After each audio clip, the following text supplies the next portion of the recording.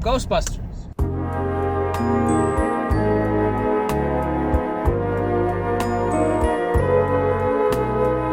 So I got a little bit of, I don't got as much time beforehand because I did just get off of work. I was hoping I'd have a little more time to talk in the vlog. Again, terrible camera angles. So I'm gonna go see Ghostbusters. It does not look very packed. In fact, it looks very empty, which is a good thing. It means I don't gotta worry about goofing around with people. Basically, I haven't seen any reviews. I haven't seen any, anything like that. I've done it entirely blind. I have obviously heard all of the, criticisms that the film has had so far, but I don't know anything about it other than it is the all-female Ghostbusters that is so very controversial. So I'm gonna go in now. I'm not gonna spend much time preempting it because I don't have much to say about it other than I'm excited. I mean, I'm gonna give it a full, that's the thing. If this turns out to be terrible, when it comes out on DVD, expect a review. Expect a real, not just a car vlog review, which is, by the way, this is kind of like the format I think I'm going to take from now on. I always, I have my phone on me. It has a camera. It's not a terrible quality picture. So this is the format that new movie releases will take, is just me blabbing in the car. So many other YouTubers do it. So, I'm not the only one to do this. So... so basically, yeah. So here we go. This is car ride vlog. I'm gonna go see Ghostbusters, 2016. Let's go see what it's about. All right. So I guess this is the best I can do. This is how you're gonna have to look at me. Okay. So, Ghostbusters, 2016. Sorry, it's really, really dark. I would turn on some lights, but I can't seem to get the exposure right. So you're just gonna have to bear with this and hope to God that my voice is enough. Anyway, maybe I can fix some of it in post. Anyway, point is, let's talk about Ghostbusters. So, obviously, well, this movie follows the suit of what's being done now, very commonly so in pretty much every major franchise that is getting its own, pseudo sequel. It does what's now being referred to as the soft reboot.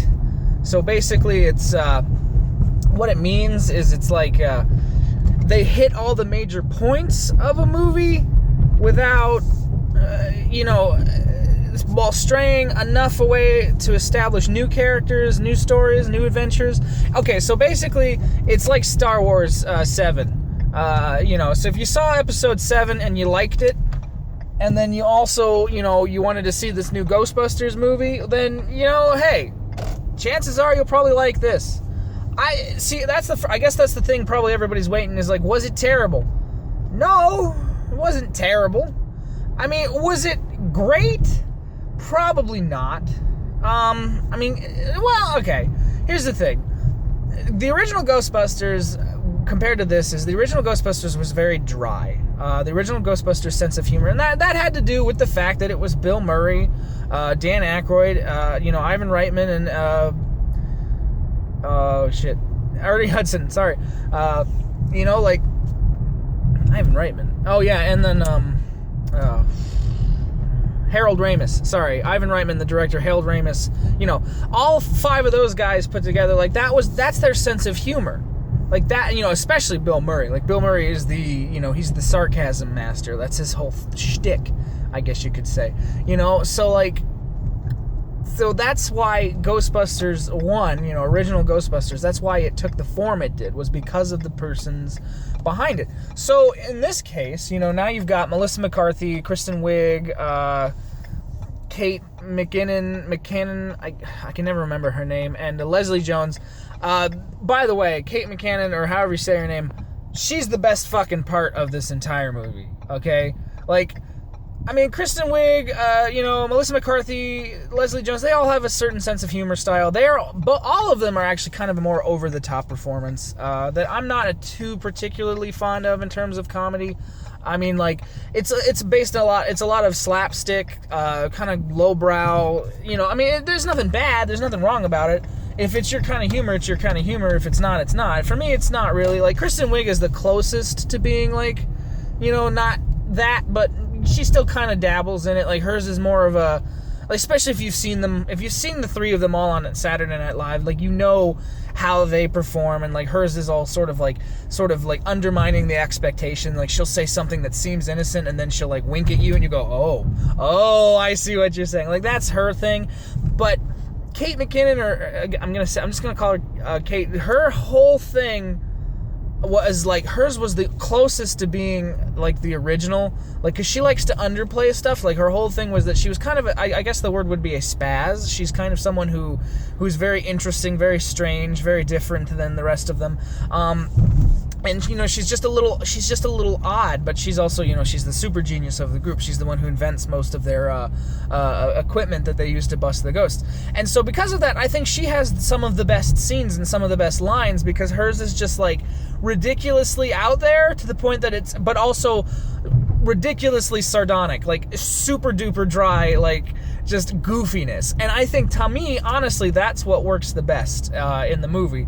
Like, there's a scene where they're talking to the mayor of the city, and they're like talking to him, and he says he's talking about all these weird paranormal events that the government has covered up over the years, and how they were going to cover up, you know, what they did, the Ghostbusters. And he's talking about this one city that completely disappeared, and he's like, that's what everyone thinks. He's like, but what really happened is when we found them, you know, their skin was turned inside out. And Melissa McCarthy kind of plays it as like optimistically naive, like she's just like, oh, I'm sure they were all okay, right? And he's like, their organs were on the outside. And then just came in, she just turns, she goes, I think they're dead. I don't know why that was funny to me, but just the way she said it, the delivery, like, I wish I could deliver it the same way. I mean, I guess that's another thing, is that a lot of the people who were fans of the original Ghostbusters are probably not going to like this movie much, at least in terms of comedic stylings, because it's not really a quotable movie. I mean, as much as it tries to be, there's not really, like, incredible amounts of, like, you know, quotability to it. The story, to me, is what makes it good. The story is what held up versus everything else in the movie. Like, I think the humor, like I said, the humor was, I don't know if the word is wet, if it's the opposite of dry, like if wet is the opposite of dry humor. I think the humor is a bit more bulky. It's a bit more accessible to modern audiences. Like I said, it's the sense of humor of the four comedic actresses, you know, portraying the Ghostbusters now versus who originally portrayed them. Oh, that's another thing. While they did do a soft reboot where it's basically point for point, it's like, okay, first they see a ghost in a thing, then they try to form a team, then they get kicked out. Like, all of the points, like, you know, they hit the points where it's like, oh, they get kicked out of the university, they have to go, you know, freelance, and then they find, you know, the Ernie Hudson character or Leslie Jones character where, you know, she's like, oh, I'm not a scientist, but, you know, I'm street smart, and they do all that, and then they figure out the motivations of whatever, you know. I mean, in the original, it was sort of a cosmic event that was happening, whereas in this one, it's more of a technological thing, whereas the bad guy is a human being who is trying to open up a portal to hell or whatever, you know, like, so, you know, but then they hit that beat, and then they go to the point where they're like, oh, he's in a hotel, and of course he's in a hotel. It's not the Sedgwick Hotel, but it's, you know, it's called the something with an M, Moriart or something. I don't know. I'm gonna have to see it again. Like, I feel, just because there's probably a lot that I need to, like, digest, because I was just going into it the first time. So then, you know, they get to the hotel, and then there's the dude who's now Ghost. You know, he was the human villain who's now Ghost. You know, he's like, what form should I take? And it's kind of like, you know, oh, it's the Gozerian, you know, what form should the Ghost in it? And he's, you know, I mean, luckily nobody says Stay Puft Marshmallow Man, but this time they say the logo, the actual Ghostbusters logo. He takes that form. And I mean, that's all well and good. That's fine. The story is just, like I said, it's a point for point. But the story isn't so much as cool as it's like, I think the feel of Ghostbusters was right in this movie. Like, say what you will about the humor, although I will admit I laughed a few times. Not a lot. I don't think I laughed as much as I laughed while I watched the original Ghostbusters. Again, it's not my sense of humor. It's not the kind of humor that I necessarily would have, you know, said. But like I said, Kate McKinnon was really good. I really did enjoy the way that it was portrayed, and I will admit I did chuckle. But like I said, it's not the original Ghostbusters, obviously. But But the thing is, what I was going to say is that the characters, they aren't copycutted. They're not copy and pasted. Like, they don't fill an archetype other than their role on the team. Like, Leslie Jones plays the street smart, not a scientist, just because that's, you know... And then, oh, by the way, spoilers, I guess, is that she does, in fact, we are revealed that her uncle is Ernie Hudson, but not, obviously, not, Winston from the original Ghostbusters. Rather, it's just Ernie Hudson playing her uncle. So that's kind of like the quote, you know, the relationship, I guess.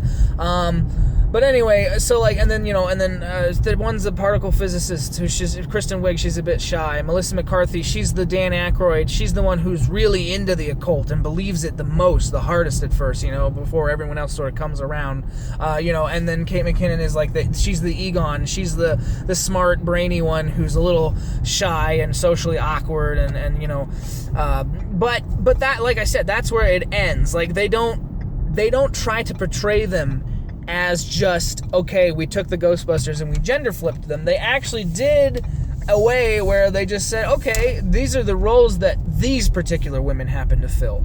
Versus, it's like anybody could technically be put in the place of a Ghostbuster. You know, it's like any person could be a Ghostbuster, and it's like, okay, so you'd be the smart nerdy one, you'd be the this and that, just because that's who you are, not because you're trying to pretend to be the fictional characters. That's the personality that these characters took on, and that's the role and the way they met up. And once they became a team, you know, I actually think the chemistry worked. Like, a lot of people were like, oh, the chemistry, they'll never be able to recapture the chemistry. Well, these women in real life are all friends. I mean, you know, like, especially because they all worked on Saturday Night Live together. They all have a bond, the same bond that existed between the first Ghostbuster actors. Like, there was a chemistry there. The characters made sense. There was actually, like, a lot of genuine emotion to the whole thing. And again, it was a little, like I said, it was a little clunky. It was a little more verbose versus the original, simply because, the original sort of captured lightning in a bottle, I guess would be the right way of saying it. You know, the original was something that you probably could never do twice. Because, I mean, that's the thing. They even tried with Ghostbusters 2, and, you know, people hated fucking Ghostbusters 2. Apparently, you can never do Ghostbusters more than once. Like, if you try to do Ghostbusters twice, you can't do it. It can't be done. And so, you know, that's like the thing, is that Ghostbusters 2 tried and failed. This Ghostbusters is going to try and fail. And let's be honest here. I mean, as much as people say it was about integrity and creative, like, input and output, like, it's partially due to the fact that they were women, all right? Let's just be honest. Like, some people out there are just upset with the fact that they changed so much. If someone had come up and said, oh, here's the new team, and they had all been male comedians, I'm sure the backlash probably would have been there, but it wouldn't have been the same kind of backlash, because now you get this whole intermixing between, you know, social dynamics and, non-social. Like, is it about movies? Is it not about movies? Is it, is it about the integrity of the original Ghostbusters? A little, yes. Obviously, I'm saying there are some merits, but there are some merits where it's just people were hating on this simply because it's their childhood, you know. Oh, they're ruining Ghostbusters. It's like, no, they're not. They didn't ruin Ghostbusters. The original Ghostbusters still exists. There's nothing wrong with this one either. In fact, I felt like, you know what this felt like? It felt like, kind of like an episode of the real Ghostbusters, the cartoon, is what it felt like. It just felt like, it wasn't as grandiose or as funny or as interesting, I think, as the original, because, like I said, the original just was one of those things that it just sort of happened. It happened well, and it was just the right amount of accidental chemistry and genius script writing that happened. You can't, I mean, it's just like every great comedy. It's like if you try to make a sequel, like, the fucking Dumb and Dumber, make a sequel to that, it's dumb. A lot of people, Anchorman 2, make a sequel to that. People thought that was dumb. I don't know, okay, sometimes it works. Like, Airplane 2 was okay, sometimes it works in, like, spoof movies, Scary Movie 2. But a lot of the time, what makes a movie funny can't really be duplicated. Like, because what happens is, when you try to make something that's different, but the same but different, which is the usual sequel mentality, make the same but different thing, is that you end up, people are just like, well, you're just trying now. Like, before, it was effortless, or seemed effortless, because it almost was in a way. It just happened that way. Whereas, you make a sequel like Ghostbusters 2, which I think is a pretty decent movie, but a lot of people don't. But you make a sequel like Ghostbusters 2, and suddenly, people go, oh, you're trying too hard. The studio made you do this. Everybody just wasn't really all there, or whatever your reasons. And then some of those are valid criticism. And this, to me, and obviously this isn't Ghostbusters 3. This is Ghostbusters rebooted. This is Ghostbusters a soft reboot. And what I'm hoping, and I don't know, see, that's the thing. This movie got so much backlash and hatred. Who knows what it's going to do domestically or foreign markets. I'm hoping it makes at least back its budget. I think that's the ultimate takeaway I have of this movie, is that everybody involved clearly tried.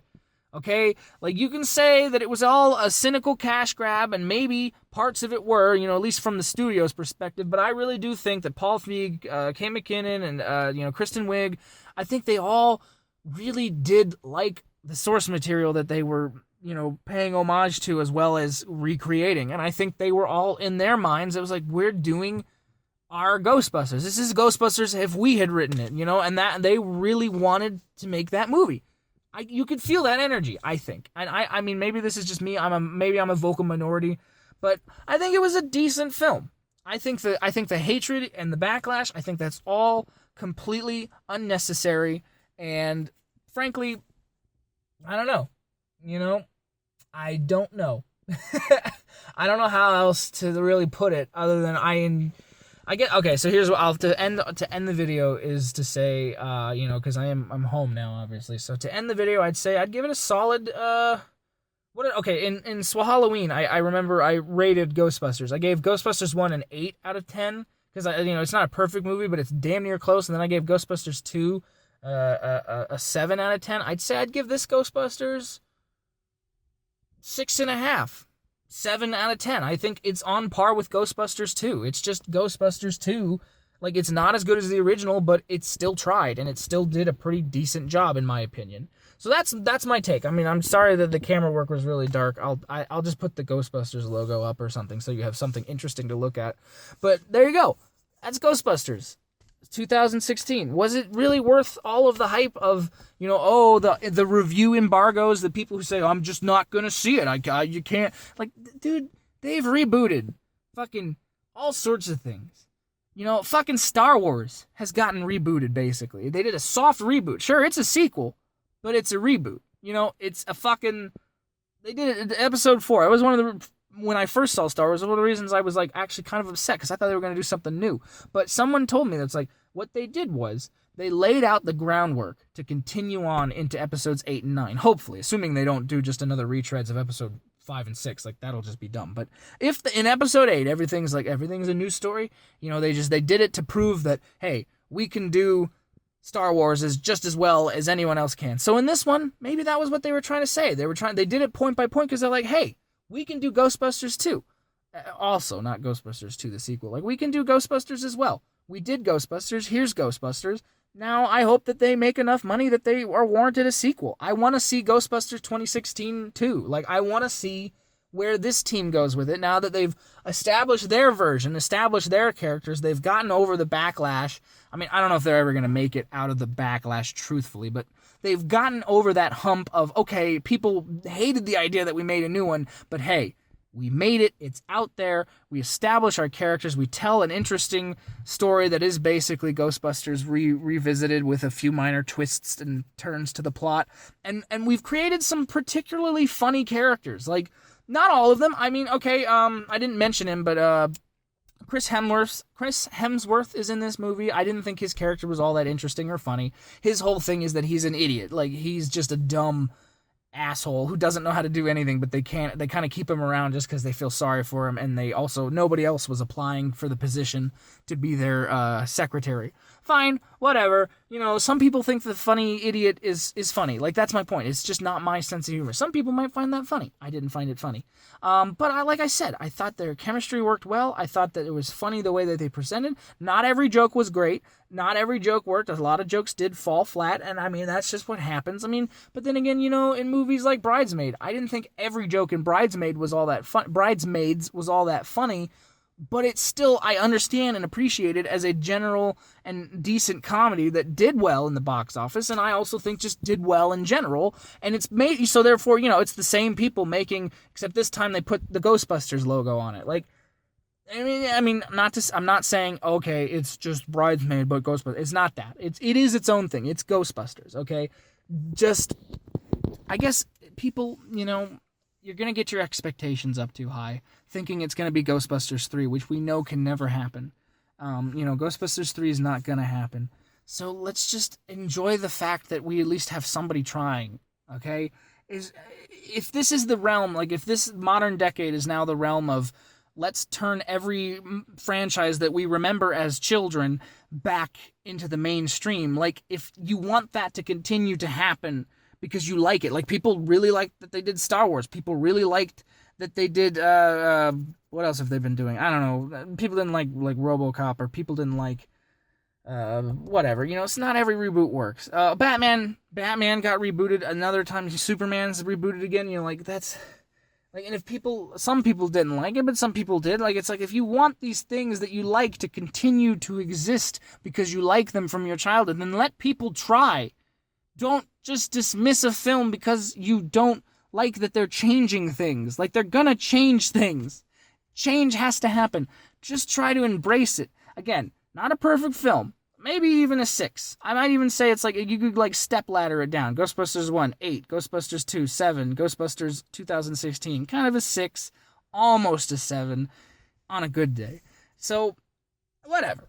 It is what it is. It's fucking Ghostbusters. I'm not disappointed because that's another thing. I didn't put my expectations so fucking high. That's another thing. Everybody was putting their expectations high, even for it to be bad. Like, the expectations where it's either this has got to be the greatest fucking thing in the universe to warrant a necessary need to be Ghostbusters, or it's going to be the worst shit in the world and therefore justify my entire opinion on the fact that it's going to be bad. Like, it was neither of those things. It was just a decent movie. And no, I'm not a fucking plant to buy, fucking Sony is not paying me to sit here and talk to my fucking phone at, 1 o'clock in the morning, on a fucking weeknight, because I fucking wanted to see Ghostbusters, and I wanted to tell you about how it was okay. Like, that's not a fucking, Sony has no attachments to me. Like, let that be known. I say Ghostbusters is okay.